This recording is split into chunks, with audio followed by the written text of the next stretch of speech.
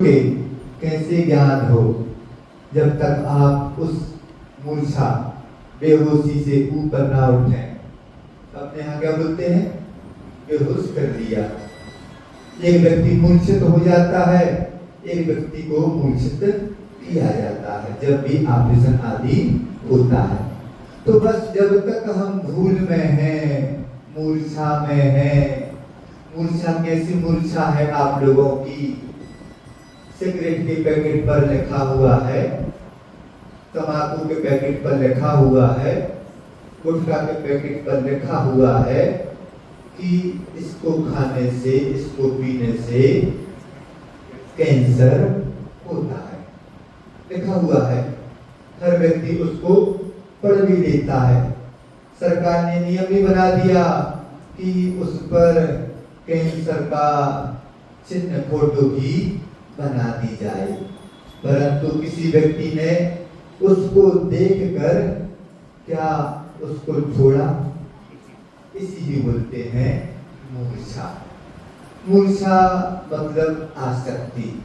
और जब तक इस प्रकार की आसक्ति हमारी बनी रहेगी, क्या संसार से पार हो पाओगे? एक व्यक्ति ज्ञान है, ज्ञान में मूर्छित है। एक व्यक्ति पैसा कमा रहा है, पैसा कमाने में मूर्छित है। एक व्यक्ति भोगों को भोग रहा है, उसमें इतना आसक्त हो गया, उसमें मूर्छित है। अब बताइए कि हमारी स्थिति क्या है? 5 इंद्रियां प्राप्त हुई हैं। एक एक इंद्रिय में जो जो व्यक्ति आसक्त है, जो जो जीव आसक्त है, उनकी दुर्दशा फिर कभी बताएंगे। आप सभी 5 इंद्रियों के विषयों में आसक्त हैं, और जब तक 5 इंद्रियों के विषय में आसक्त रहेंगे, और सबसे ज्यादा ज्ञान के विषय में आसक्त है। मनुष्य ही सबसे ज्यादा बुद्धिमान प्राणी है, और सबसे ज्यादा दुर्दशा यदि हो रही है तो मनुष्य की हो रही है। पशु की भी दुर्दशा हो रही है, और मनुष्य की भी दुर्दशा हो रही है। पशु कैद में है और प्रभु मुक्त है। पशु कैद में है और प्रभु मुक्त है। एक कैद और एक मुक्ति, एक भुक्ति और एक मुक्ति। जब तक भुक्ति की चाहना रहेगी, तब तक कैद को बार बार प्राप्त होगी, और जिस दिन प्रभु बनने की चाह उत्पन्न हो जाएगी, तो आप लोग भी, अभी मनुष्य पशु भी बन सकता है, और मनुष्य प्रभु भी बन सकता है। परंतु हमारा जीवन, अभी आप अपने जीवन को देख लें कि हमारा जीवन मुक्ति की ओर जाने वाला जीवन है कि हमारा जीवन पशुता की ओर जाने वाला जीवन है।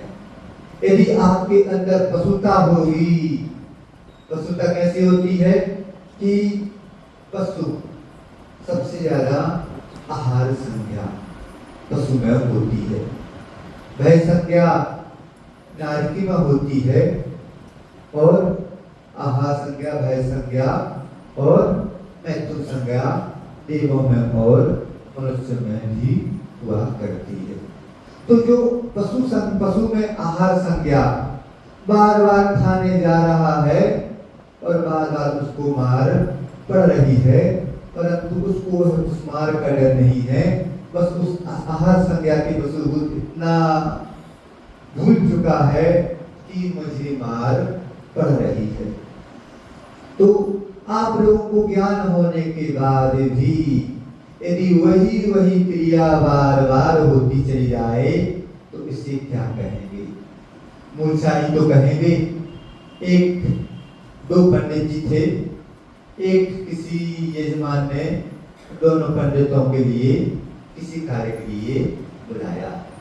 दोनों पंडित बहुत पहुंचे हुए पंडित थे, बहुत पहुंचे हुए पंडित थे। होता यह है कि जहां 2 विद्वान हो, वहां ईर्ष्या हो ही जाती है। विद्वान होने के बाद यदि ईर्ष्या के भाव हो रहे हैं तो क्या ज्ञान का सदुपयोग हो रहा है? अभी बातें करते हुए बात पढ़ने में आई कि ज्ञान और वैराग्य का मेल होना चाहिए।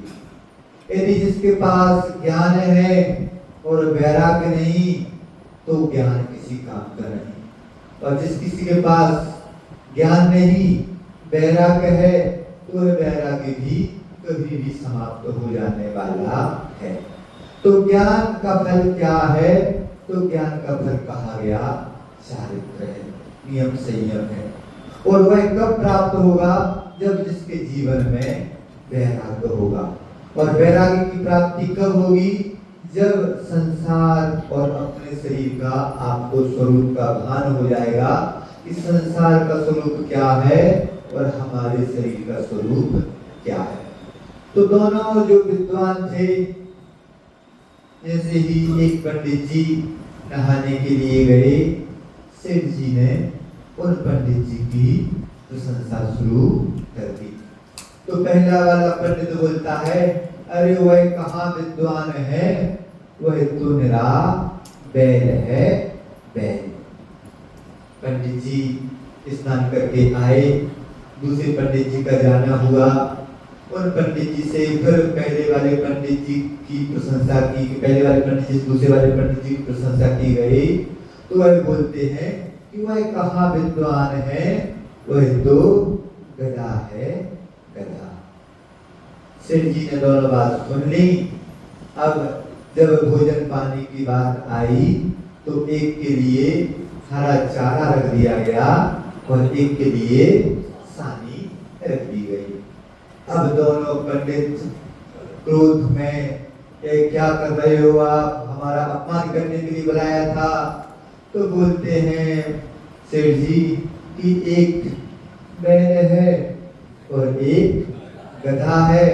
अब बताओ, आप दोनों की दृष्टि में एक बैल है, हमारी दृष्टि जैसी होती है वैसे हम हो जाया करते हैं।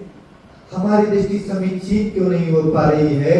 क्योंकि जिसके पास ज्ञान है उसके पास मूर्छा आ गई, उसके पास आसक्ति आ गई, उसके पास अभिमान आ गया। हम संसार से पार होना चाहते हैं और संसार से पार क्यों नहीं हो पा रहे हैं? तो कह दिया गया कि मोह महामद पियो अनादि भूल आपको भरमत पाली। जब तक अपने आप को भूले हुए हैं, कोई व्यक्ति मदुरा पी लेता है तो उसका व्यवहार कैसा होता है?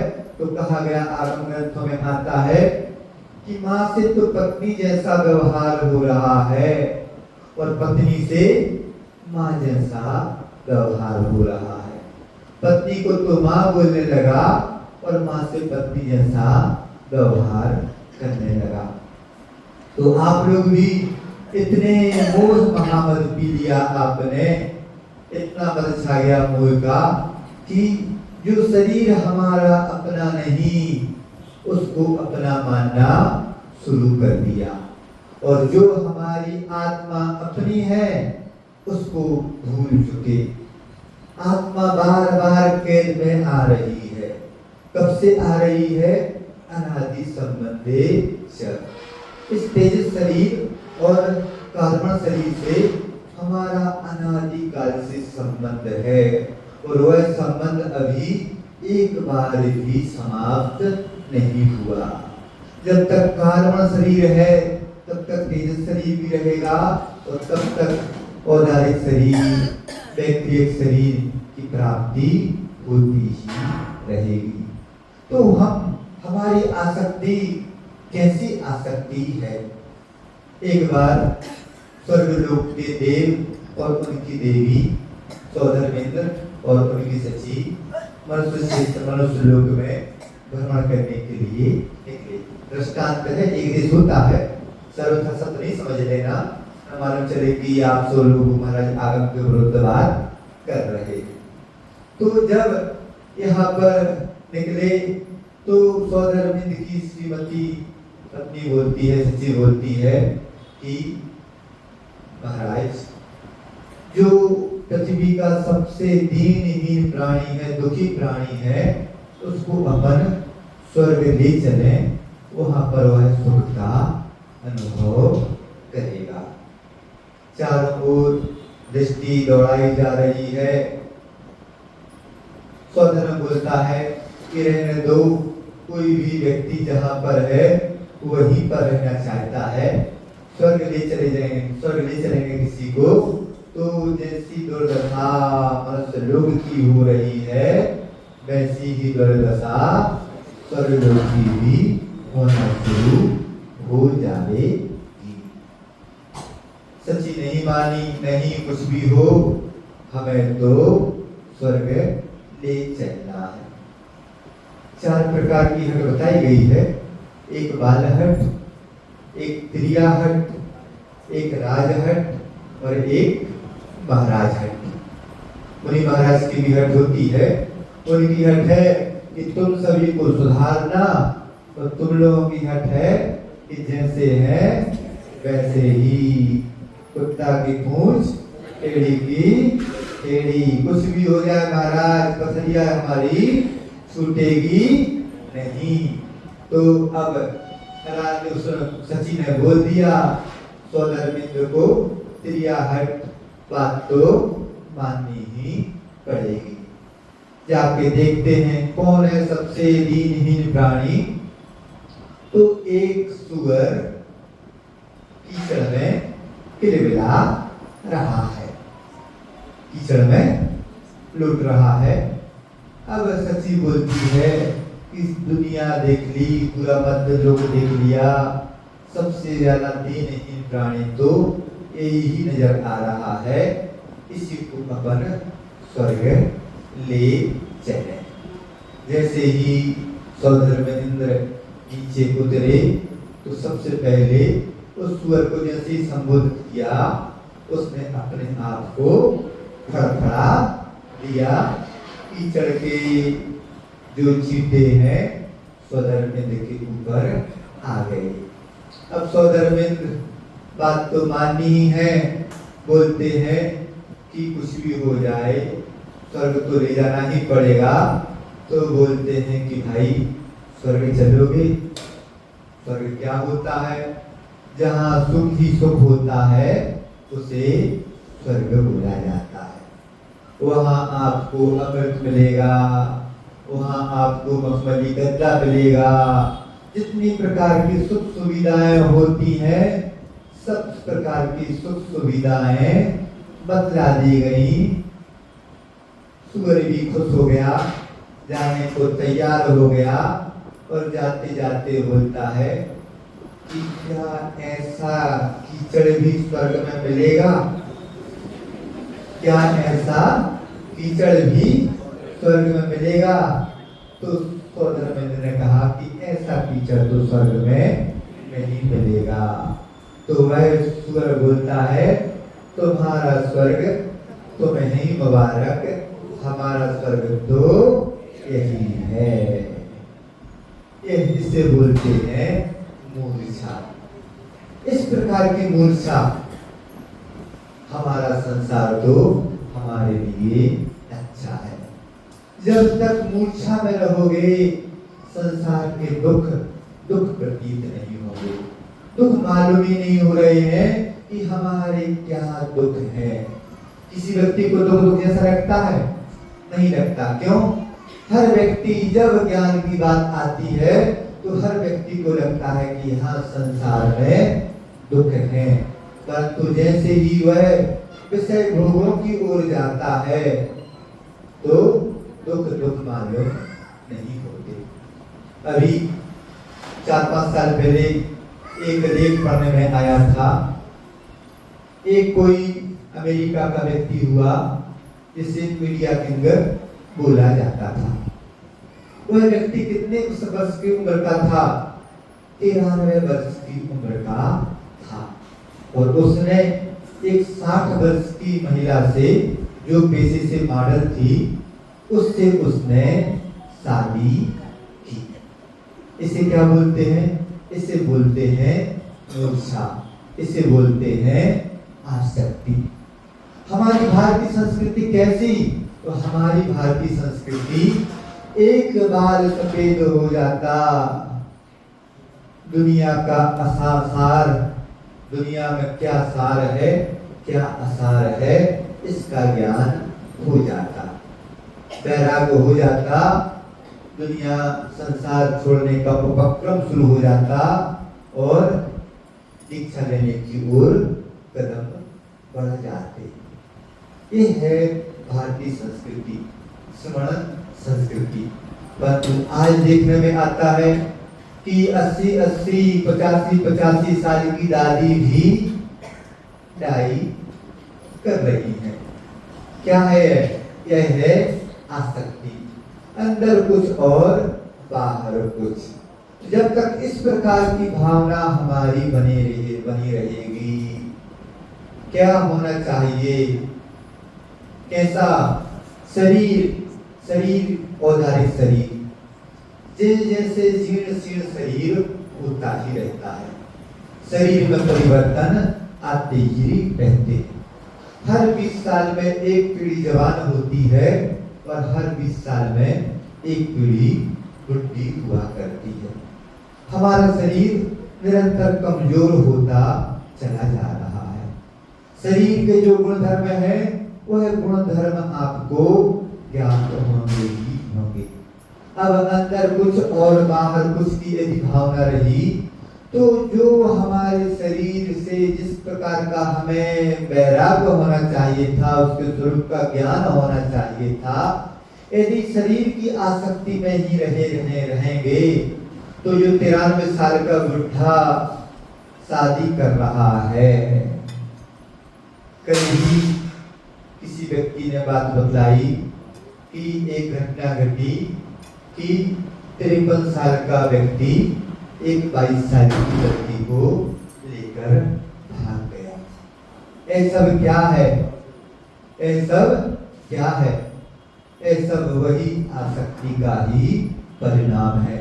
और जब तक हमारा जीवन आसक्ति में रहेगा तब तक जहर खा रहे हो, कोई भी दवाई खाते हैं आप, दवाई खाने के दवाई पर लिखी रहती है एक्सपायरी, और जैसे ही लगने लगा कि एक्सपायरी की ओर है, उस दवाई को कोई खाना पसंद नहीं करता, कोई भी व्यक्ति खाता नहीं है। तो हर व्यक्ति एक्सपायरी की ओर हो रहा है। परंतु 60 साल के, 70 साल के, 80 साल के बुढ़े भी अभी उस विषय भाव वासना से, अभी उस तृष्णा से ऊपर उठ ही नहीं पा रहे हैं। पहले के समय में बुजुर्ग लोग दीक्षा लिया करते थे। आचार्य ज्ञान सागर जी महाराज जन्म से बैरागी थे, शादी नहीं की। उन्होंने अपनी माँ को नियम दिया, माँ से नियम माने उनको एक वचन दिया था कि जब तक मेरा समाधि मरण नहीं हो जाएगा तब तक तुम दीक्षा नहीं लोगे। उनकी माँ का समाधि मरण हुआ, बुरामल जी ने दीक्षा ग्रहण कर ली। जब आचार्य विद्याधर जी का जाना हुआ और उनकी दीक्षा की बात आई तो पूरी समाज विरोध में खड़ी हो गई। पूरी समाज विरोध में खड़ी हो गई। महाराज क्या कर रहे हो? दीक्षा दे रहे हो, सुना है मुझे दीक्षा दे रहे हो। तो आचार्य ज्ञान सागर जी महाराज ने कहा कि मैंने अपनी आगम की आंखों से इस बालक को परख लिया है, आप लोगों में विकार आ सकता है, इस बालक में विकार नहीं आ सकता। और तुम लोग बोल रहे हो कि अभी उम्र ही क्या हुई है, आप लोगों की तो उम्र हो गई है। कोई आप में से तैयार है एकाध दीक्षा लेने के लिए? तो सब व्यक्तियों की गर्दन नीची हो गई, सब व्यक्तियों की नीची गर्दन हो गई। उस समय ज्ञान सागर जी महाराज क्या बोलते हैं कि जो गलती मैंने की है वह गलती मैं इस बालक के साथ नहीं करूंगा। क्या बोला? जो गलती मैंने की है वह गलती मैं इस बालक के साथ नहीं दोहराऊंगा। इस बालक के माध्यम से जो चतुर्थकालीन चर्या के माध्यम से जो प्रभावना होगी वह प्रभावना अभूतपूर्व ही होगी। आप सभी ने देखा आचार्य महाराज का संघ पूरा का पूरा बाल ब्रह्मचारी, जितने मुनि महाराज हैं एक दो को छोड़कर सभी बाल ब्रह्मचारी। आचार्य महाराज ने पहली दीक्षा दी, पूज्य समय सागर जी महाराज कितने साल के थे? 21-22 साल के थे। और आखिरी दीक्षा दी तो कितने साल के थे? 80-81 साल के महाराज उत्कृष्ट सागर जी थे। उनकी तीव्र भावना थी कि मुझे भी दीक्षा लेनी है। बार बार आचार्य महाराज के द्वारा मना किया जा रहा था।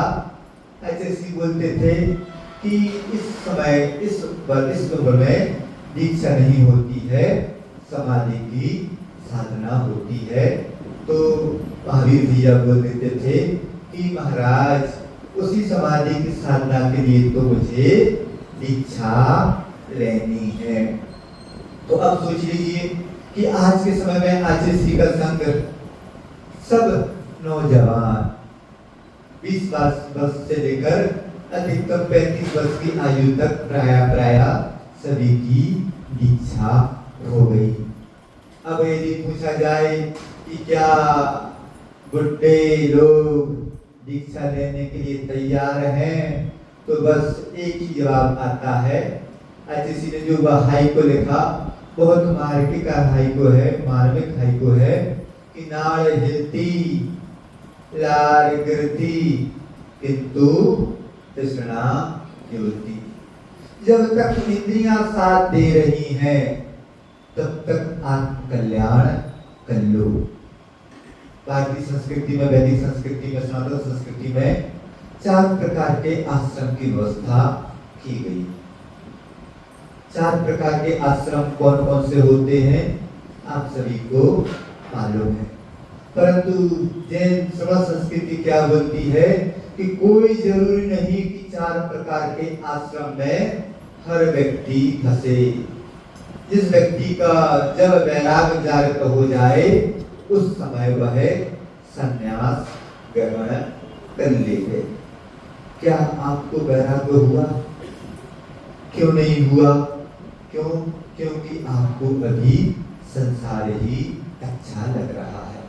और जब तक संसार अच्छा लगेगा, वैराग्य के कारण बार बार उपस्थित होते हैं। 2 प्रकार के वैराग्य हुआ करते हैं, एक तात्कालिक वैराग्य और एक त्रैकालिक वैराग्य। तात्कालिक वैराग्य हर व्यक्ति को डग पर उपस्थित होता है, परंतु उस वैराग्य का चिंतन करना शुरू कर दिया जाए, उन वैराग्य के कारणों का चिंतन करना शुरू कर दिया जाए। आचार्य से कुंडल पर 1976 में पूछा गया, पंडित जगन मोहन लाल जी शास्त्री साहब उन्होंने पूछा, महाराज के बहुत क्लोज थे, पूछा महाराज आपको वैराग्य कैसे हुआ? क्या पूछा? आपको वैराग्य कैसे हुआ? तो आचार्य महाराज ने भी चुटकुले अंदाज में जवाब दिया, तुम लोगों की सूरत देखकर हमें वैराग्य हुआ। पंडित जी को बड़ा आश्चर्य हुआ, महाराज हम लोगों की सूरत देखकर? हाँ, तुम लोगों की सूरत देखकर। तुम लोगों की सूरत करोनी सूरत, झुका हुआ चेहरा, चेहरे का तेज समाप्त, सुख शांति का अनुभव ही नहीं। जब तक इस प्रकार की स्थिति बनी रहेगी तो वैराग्य ग्रहण करने वालों को, धारण करने वालों को आप लोगों की सूरत देख कर वैराग्य हो ही जाएगा। आचार्य महाराज का नया वर्ष से बिहार हो रहा था, 2002 की बात है।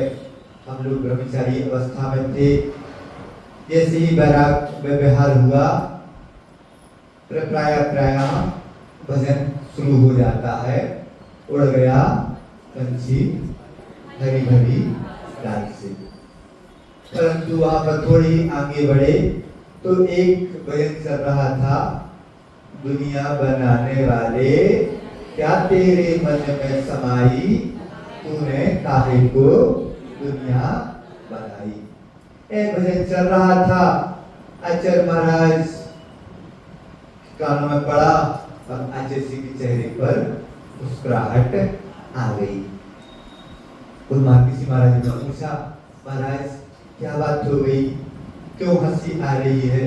तो आचार्य जी ने जवाब दिया कि देखो तो दुनिया के व्यक्ति भगवान को कितना बेवकूफ बना रहे हैं। भजन में क्या बोला जा रहा है, दुनिया बनाने वाले क्या तेरे मन में समाई, तूने काहे को दुनिया बनाई। अच्छी बोलते हैं भजन तो ऐसा होना चाहिए था कि दुनिया बसाने वाले क्या तेरे मन में समाई, तूने काहे को दुनिया बनाई।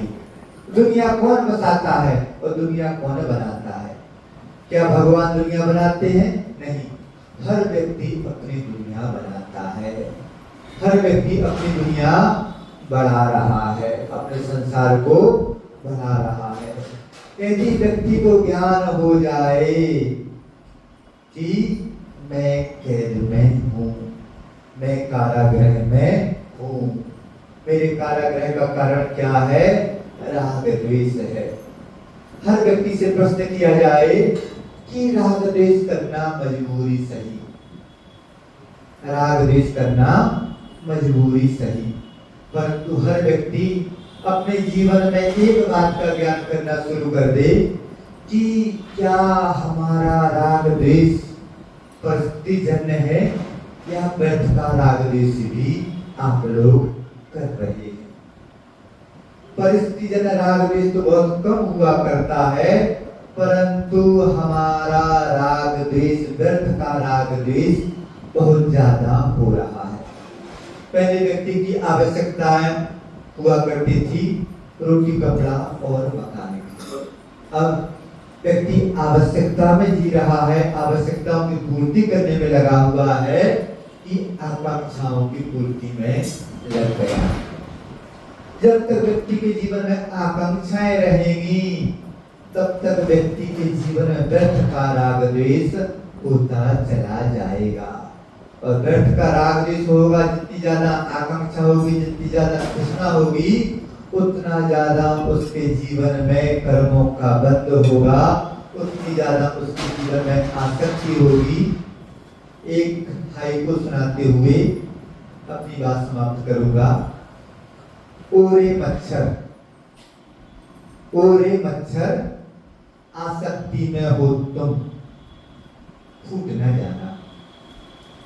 ओरे मच्छर आसक्ति में हो तुम, फूट ना जाना। कभी आप लोगों को मच्छर काट रहा हो और थोड़ा सा दर्द सहन करना, उस मच्छर को काटने देना। देखा हो, यदि किसी ने देखा हो, तो एक मच्छर इतना ज्यादा आसक्ति में हो जाता है, इतना ज्यादा आसक्ति में हो जाता है कि मच्छर का पेट फूट जाता है। एक ओर से उसको लग रहा है कि मैं क्या स्वादिष्ट भोज्य पदार्थ मिल रहा है, पीता चला जाता है और उसका पेट फट जाता है। ऐसी ही जिंदगी आप लोगों की हो रही है कि इतने ज्यादा आसक्ति में आप लोग अपना जीवन यापन कर रहे हो। आज के समय में जीने के साधन कम है और मृत्यु के साधन ज्यादा है। बाहर निकले नहीं कि किसी व्यक्ति ने गाड़ी से टक्कर मार दी, सिर में चोट आ गई, कोमा में पहुंच गए और आखिरी समय आ गया। जीवन का कोई भरोसा नहीं कब मेरे जीवन की शाम हो जाए, परंतु हर व्यक्ति जीना चाह रहा है, अपने आप को अमर मान रहा है, दूसरों को मरता देख रहा है, फिर भी मन में भाव है कि मैं तो अभी 93 साल के व्यक्ति शादी कर रहे हैं, इस भावना से अभी मुझे और जीना है, अभी जो विषय भोग है उनको और भोग लिया जाए। इस प्रकार की यदि मानसिकता बनी रहेगी तो बस 2 लाइन सुनाते हुए, मैं पुण्य रूप था, मैं पुण्य रूप था, पाप बना, मैं पुण्य रूप था, पाप बना, मेरा जीवन है पंख सना। मैं पुण्य रूप था, पाप बना, मेरा जीवन है पंख सना। मरनी थी उज्ज्वल मूर्ति एक, पर मैं धुंधला इतिहास बना। क्या? मैं पुण्य था, पुण्य रूप था, पाप रूप हो गया। सभी जब तक पुण्य ना हो, जब तक मनुष्य पर्याय प्राप्त नहीं होती, जैन धर्म नहीं मिलता, निरोगी काया नहीं मिलती, सब कुछ मिल गया। अब क्या कर रहे हो? पाप रूप हो गए। पाप से जीवन पंख रूप सना।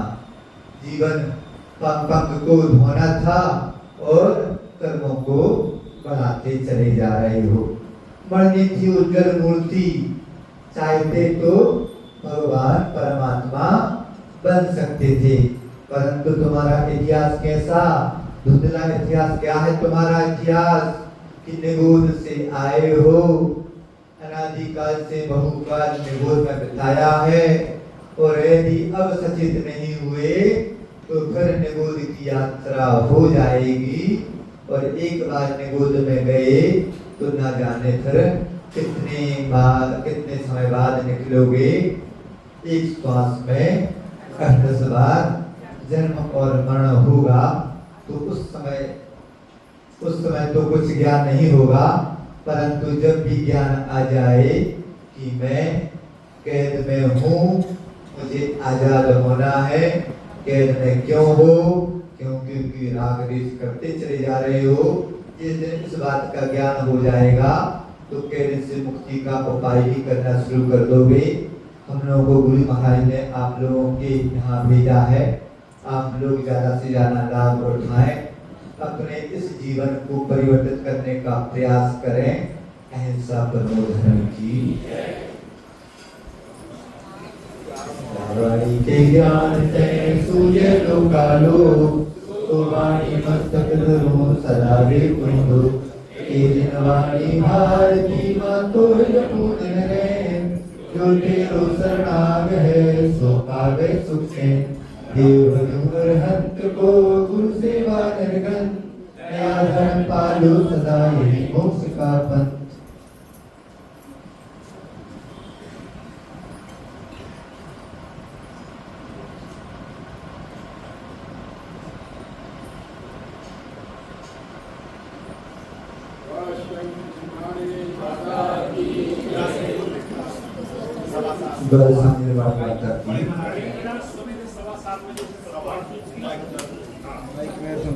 सुबह की क्लास 7:15 बजे से चालू होगी। दोपहर में दोपहर में 3:30 बजे से क्लास चालू होगी। पूज्य सरिता महाराज जी भी क्लास लेंगे, और शाम को तो आप लोगों को मालूम है।